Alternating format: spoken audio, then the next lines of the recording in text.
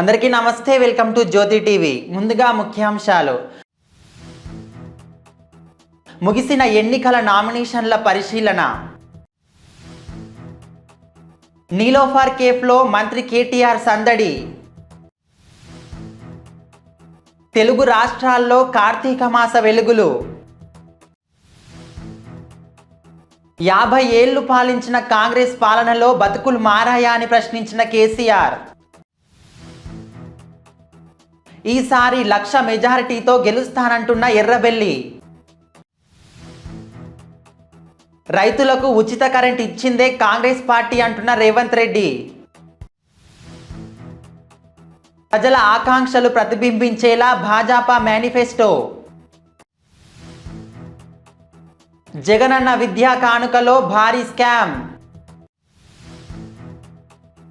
తెదేపాకు CID నోటీసులు. శ్రీవారి మెట్ల మార్గంలో చిరుత సంచారం. జగనన్న ఏమిటి పక్షపాతం అంటున్న ఏపీ గుత్తేదారులు. పేర్ల కోసం జగన్ పేదలను బలి చేస్తున్నారు. కుక్క కాటుకు 10,000 పరిహారం. నామినేషన్ల పరిశీలన అనంతరం శాసనసభ ఎన్నికల బరిలో 2,898 మంది అభ్యర్థులు మిగిలారు. రాష్ట్రంలోని 119 అసెంబ్లీ నియోజకవర్గాలకు మొత్తం 4,798 మంది నామినేషన్లు వేశారు. సోమవారం జరిగిన స్క్రూటినీలో వాటిలో 608 మంది అభ్యర్థుల నామినేషన్లను అధికారులు తిరస్కరించారు. పరిశీలన అనంతరం మిగిలిన 2,898 మంది అభ్యర్థులు పోటీలో నిలిచారు. అత్యధికంగా గజ్వేల్ 114 మంది అభ్యర్థులు ఎన్నికల బరిలో ఉన్నారు. మేడ్చల్లో 67, కామారెడ్డిలో 58 మంది, ఎల్బీ నగర్లో 50 మంది అభ్యర్థులు పోటీలో ఉన్నారు. కొడంగల్లో 15 మంది అభ్యర్థులు పోటీలో ఉండగా అత్యల్పంగా నారాయణపేటలో కేవలం 7 అభ్యర్థులు, బాల్కొండ బరిలో 9 మంది ఎన్నికల బరిలో ఉన్నారు. నామినేషన్ల ఉపసంహరణకు బుధవారం మధ్యాహ్నం వరకు గడువు ఉంది. మంత్రి కేటీఆర్ నీలోఫర్ కేఫ్లో సందడి చేశారు. ఓ ఇంటర్వ్యూ కోసం బంజారాహిల్స్లోని నీలోఫర్ కేఫ్కు వెళ్లిన కేటీఆర్ అక్కడున్న వారిని పలకరించారు. వారితో కలిసి చాయ్ తాగుతూ సరదాగా మాట్లాడారు. చిన్నారిని ఎత్తుకొని ఆడించారు. ఈ క్రమంలో కేటీఆర్తో సెల్ఫీలు తీసుకునేందుకు పలువురు ఉత్సాహం చూపించారు. కార్తీక మాసం ప్రారంభం సందర్భంగా తెలుగు రాష్ట్రాల్లోని ప్రముఖ పుణ్యక్షేత్రాలు కిటకిటలాడుతున్నాయి. శ్రీశైలం, శ్రీకాళహస్తితో పాటు ఏపీ, తెలంగాణలోని వివిధ ప్రాంతాల్లో ఉన్న శివాలయాలకు భక్తులు వేకువజామునే చేరుకొని ప్రత్యేక పూజలు నిర్వహిస్తున్నారు.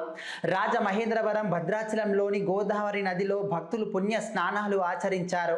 విజయవాడలోని కృష్ణానదిలో పుణ్య స్నానాలు చేసి అనంతరం మహిళలు నదుల్లో దీపాలు వదిలి పూజలు నిర్వహిస్తున్నారు.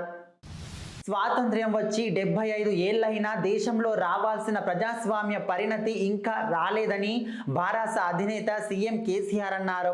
పార్టీల చరిత్ర, నడవడిక చూసి ఓటేయాలని ప్రజలకు పిలుపునిచ్చారు. భారత పుట్టిందే తెలంగాణ కోసమని చెప్పారు.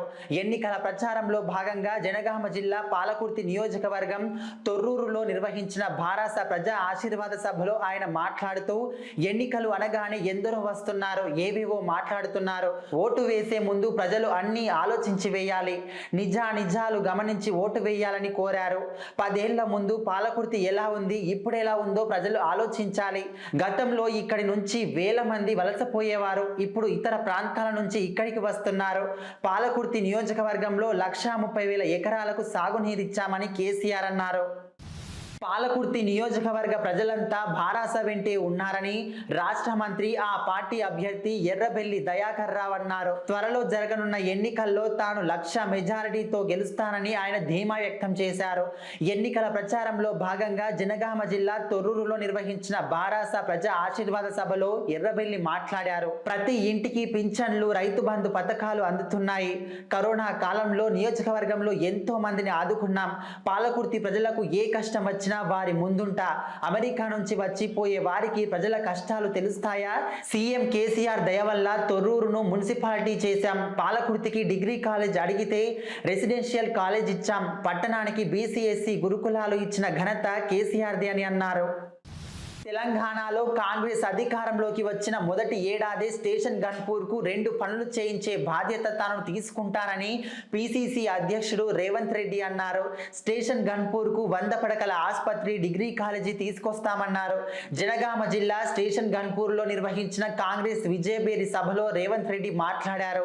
10 ఏళ్ల భారాస పాలనలో తెలంగాణ ప్రజలకు చేసిందేమీ లేదు. కాంగ్రెస్ అధికారంలోకి రాగానే మంత్రివర్గంలో 4 మహిళలకు స్థానం కల్పిస్తాం. బిల్లులు రావడం లేదని సర్పంచ్లు ఆత్మహత్యలు చేసుకుంటామని అంటున్నారు. ఆంధ్రాలో అధికారం కోల్పోతామని తెలిసినా సోనియా గాంధీ తెలంగాణ ఇచ్చారు. నమ్మించి మోసం చేసిన ప్రభుత్వం ఈ భారత ప్రభుత్వం అన్నారు. కుటుంబాల ప్రయోజనాల కోసమే భారత కాంగ్రెస్ పార్టీలు రాజకీయం చేస్తున్నాయని భాజపా పార్లమెంటరీ బోర్డు సభ్యులు ఎంపీ లక్ష్మణ్ అన్నారు. హైదరాబాద్లో నిర్వహించిన మీడియా సమావేశంలో మాట్లాడుతూ భారత కాంగ్రెస్ రాష్ట్ర ప్రజలకు మంచి కోరే పార్టీలు కావన్నారు. 10 ఏళ్లు ఒక్క రేషన్ కార్డు ఇవ్వని కేసీఆర్ దాని గురించి ఎన్నికల కమిషన్ కు లేఖ రాయడం విడ్డూరంగా ఉందన్నారు. 10 ఏళ్లలో చేయని పనులు 10 రోజుల్లో చేస్తానంటే ప్రజలెవరు నమ్మరన్నారు. ఏపీలో జగనన్న విద్యా కానుకలో భారీ స్కామ్ జరిగిందని జనసేన పిఏసి చైర్మన్ నాదెండ్ల మనోహర్ ఆరోపించారు. నిధులను మళ్లించి నాడు నేడు పేరిట ప్రజల్ని మభ్యపెడుతున్నారని ధ్వజమెత్తారు. ప్రభుత్వ పాఠశాలల్లో పిల్లలకు ఇచ్చే వస్తువుల నాణ్యత సరిగా లేదని, అందులో కుంభకోణం జరిగిందన్నారు. మంగళగిరిలోని జనసేన పార్టీ కార్యాలయంలో నిర్వహించిన మీడియా సమావేశంలో మనోహర్ మాట్లాడుతూ గత ఏడాది 1050 కోట్లతో విద్యార్థులకు బ్యాగులు, షూస్ కొనుగోలు చేశారు. 42 లక్షల మంది పేద విద్యార్థుల కోసం కొనుగోలు ఆర్డర్లు ఇచ్చారు. ఈ పథకం కింద 3 ఏళ్లలో సామాగ్రికి 2400 కోట్లు ఖర్చు చేశారు. టెండర్ ప్రక్రియలో 5 కంపెనీలు సిండికేట్ గా ఏర్పడ్డాయి. నిధులు దారి మళ్లినట్లు ఎన్ఫోర్స్మెంట్ విచారణలో తేలింది. విద్యార్థుల సామాగ్రి కొనుగోలులో భారీ కుంభకోణం జరిగింది అని నాదెండ్ల ఆరోపించారు. తెదేపాకు ఏపీ సిఐడి నోటీసులు ఇచ్చింది. పార్టీకి సంబంధించిన ఖాతాల వివరాలను ఈ నెల 18 లోపు ఇవ్వాలని అందులో పేర్కొంది. తెదేపా కేంద్ర కార్యాలయానికి సిఐడి కానిస్టేబుల్ వెళ్లి కార్యాలయ కార్యదర్శి అశోక్ బాబుకు ఈ నోటీసులు అందజేశారు. స్కిల్ డెవలప్మెంట్ కేసు నేపథ్యంలో పార్టీ ఖాతాలోకి వచ్చిన విరాళాల వివరాలు కావాలని నోటీసుల్లో సిఐడి పేర్కొంది. సిఐడి అధికారులు వేధిస్తున్నారంటూ ఇప్పటికే తెదేపా హైకోర్టును ఆశ్రయించింది. తిరుమల తిరుపతి శ్రీవారి మెట్టు మార్గంలో చిరుత సంచరిస్తున్నట్లు భక్తులు గుర్తించారు. పులివెందులకు చెందిన కొంతమంది భక్తులు వేగంగా రోడ్డు దాటుతున్న చిరుతను చూసినట్లు చెప్పారు. దీనిపై వారు తితీదే అధికారులకు సమాచారం ఇచ్చారు. దీంతో కాలినడకన భక్తులను తితీదే అధికారులు గుంపులుగా అనుమతిస్తున్నారు. వాటర్ హౌస్ వద్ద సెక్యూరిటీ సిబ్బంది భక్తులను నిలిపి గుంపులుగా పంపుతున్నారు. చిరుత సంచారంతో శ్రీవారి భక్తులు తీవ్ర భయాందోళనకు గురవుతున్నారు. ఒక ప్రాంతం గుత్తేదారులకు మాత్రమే బిల్లులు చెల్లించాలని రాష్ట్ర ప్రభుత్వమే జీవో విడుదల చేయడం దారుణమని, తమ జీవితంలో ఇలాంటి జీవోను ఎప్పుడూ చూడలేదని ఏపీ గుత్తేదారుల సంఘం ప్రతినిధులు ఆవేదన వ్యక్తం చేశారు. పులివెందుల డోన్లో వాళ్ళు మాత్రమే గుత్తేదారులా, తాము కాదా అని ప్రశ్నించారు. తాము చేసిన అభివృద్ధి పనులకు సంబంధించి బిల్లులు చెల్లించాలని ప్రభుత్వాన్ని అనేక సంవత్సరాలుగా అడుగుతున్నా పట్టించుకోకుండా పులివెందుల డోన్లో గుత్తేదారులకు మాత్రమే బిల్లులు ఇవ్వడం ముఖ్యమంత్రి పక్షపాతం చూపించినట్లు కాదా అని ప్రశ్నించారు. రాజ్యాంగంపై ప్రమాణం చేసిన వ్యక్తి అందరినీ సమానంగా చూడాలని, ఇలా పక్షపాతంగా పాలన చేయడం రాజ్యాంగ విరుద్ధమన్నారు. ప్రభుత్వం యుద్ధ ప్రాతిపదికన మిగిలిన గుత్తేదారులకు బిల్లులు చెల్లించాలని, లేని పక్షంలో విద్యుత్ ఉద్యమ కార్యాచరణ ప్రకటిస్తామని హెచ్చరించారు. 4.5 ఏళ్ల వైకాపా పాలనలో కేంద్రం నుంచి వచ్చిన 71,449 కోట్ల నిధులు పక్కదారి పట్టాయని తెదేపా పోలిట్ బ్యూరో సభ్యులు యనమల రామకృష్ణుడు ఆరోపించారు. కేంద్రం ఇచ్చే నిధులకు వైఎస్ఆర్ జగన్ పేర్లను పెట్టడంపై కేంద్రం అభ్యంతరం తెలిపిందన్నారు. అయినా పేర్ల విషయంలో జగన్ ప్రభుత్వ తీరు మారకపోవడంతో రాష్ట్రానికి రావాల్సిన 6,000 కోట్లను కేంద్రం నిలిపివేసిందని గుర్తు చేశారు. పేర్ల కోసం జగన్ పేదలను బలి చేస్తున్నారని దుయ్యబడ్డారు. దేశవ్యాప్తంగా శునకాల దాడులు విపరీతంగా పెరుగుతుండటం, వాటి నియంత్రణపై చర్చ జరుగుతుంది. ఈ క్రమంలో శునకం దాడికి సంబంధించిన కేసులో పంజాబ్, హర్యానా హైకోర్టు ఆసక్తికర తీర్పు వెలువరించింది. వీధి శునకాలు, ఇతర జంతువుల దాడి కేసులో పరిహారం చెల్లించాల్సిన ప్రాథమిక బాధ్యత రాష్ట్ర ప్రభుత్వానిదేనని స్పష్టం చేసింది. కుక్క కాటుకు గురైన వ్యక్తికి ఒక్కో పంటి ఘాటుకు కనీసం 10,000 చెల్లించాలని, తీవ్ర గాయమైతే 20,000 పరిహారం అందించాలని ఆదేశించింది. కడప నెహ్రూ యువ కేంద్ర యువత ద్వారా సామాజిక సేవా కార్యక్రమాలు నిర్వహించడం గొప్ప విషయమని Indian Red Cross Society special officer Shivashankar Reddy అన్నారు. నెహ్రూ యువ కేంద్రం ఫౌండేషన్ దినోత్సవం పురస్కరించుకొని మంగళవారం వైఎస్ఆర్ కడప జిల్లా కడప పట్టణం బాలాజీ నగర్లోని యూత్ హాస్టల్ ప్రాంగణంలో రక్తదాన శిబిరం ఏర్పాటు చేశారు. ఈ సందర్భంగా మొదటి భారత ప్రధాని నెహ్రూ చిత్రపటానికి పూలమాల వేసి నివాళులు అర్పించారు. అనంతరం ఆయన మాట్లాడుతూ గ్రామీణ ప్రాంతాల్లోని యువతి యువకుల ప్రతిభను నెహ్రూ యువ కేంద్రం ద్వారా వెలికి తీయడం శుభ పరిణామమని కొనియాడారు. సామాజిక సేవా కార్యక్రమాల్లో యువతను అన్ని వర్గాల ప్రజలను యువ కేంద్రము ప్రోత్సహించడం గర్వకారణమని తెలియజేశారు. యువతకు దిశానిర్దేశం చేస్తూ సామాజిక కార్యక్రమాలు ఎల్లవేళలా కొనసాగించాలని చెప్పారు. గ్రామీణ ప్రాంతాల్లోని యువత కోసం క్రీడా పరికరాలు అందించడం, సామాజిక సేవా సదస్సులు నిర్వహించడం ద్వారా యువతను సామాజిక చైతన్యం వైపు నెహ్రూ యువ కేంద్రం అడుగులు వేయిస్తుందని చెప్పారు. అలాగే సమాజ సేవలో భాగంగా ఎంతో మంది ప్రాణాలను కాపాడే మంచి పని ఈ రక్తదాన శిబిరం అని తెలిపారు. మరో అతిథిగా విచ్చేసిన ఆంధ్ర ప్రగతి గ్రామీణ bank assistant general manager Purushothama Reddy పేర్కొన్నారు. ప్రమాదాలు జరిగి ఇబ్బందులు ఎదుర్కొంటున్న వ్యక్తుల కోసం రక్తదానం సేకరించడం గొప్పదని అన్నారు. కడపలోని యువత పలు స్వచ్ఛంద సేవా సంస్థలు ప్రతినిధులు సుమారు 25 యూనిట్ల రక్తదానం చేశారు. ఈ రక్తదానం చేసిన వ్యక్తులకు అమ్మ హెల్పింగ్ హ్యాండ్స్ కువైట్ ఆధ్వర్యంలో అన్నదానం నిర్వహించారు.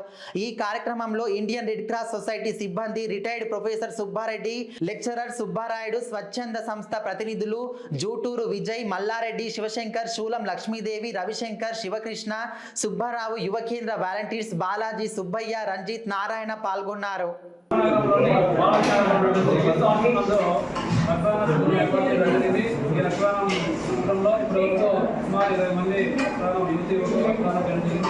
అలాగే మన కమలాపురం చెందిన కమలాపురం